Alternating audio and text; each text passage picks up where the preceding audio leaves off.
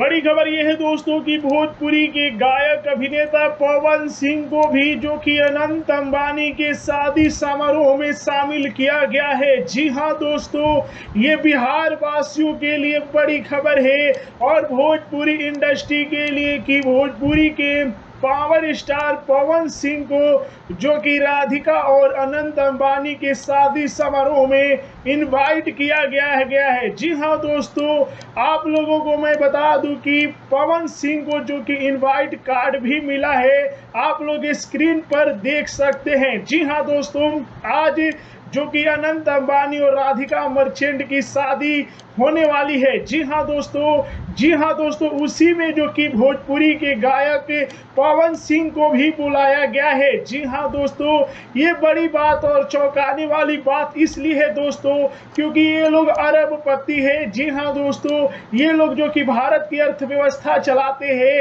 और इन्होंने यदि पवन सिंह को इनवाइट किया है तो कहीं ना कहीं बड़ी बात है, क्योंकि इतने अरबपतियों ने जहां पर जस्टिन बाइबर जैसे सिंगर आते हैं वहां पर भोजपुरी के कलाकार पवन सिंह को बुलाया गया है, तो कहीं ना कहीं सोचने वाली बात तो जरूर ही होगी और इससे पूरा जो कि बिहार खुशी से झूम उठा है। जी हां दोस्तों, आप लोग क्या कहेंगे? वीडियो को लाइक कीजिए और पवन सिंह के पल पल की रिपोर्ट जानने के लिए चैनल को सब्सक्राइब कर लीजिए।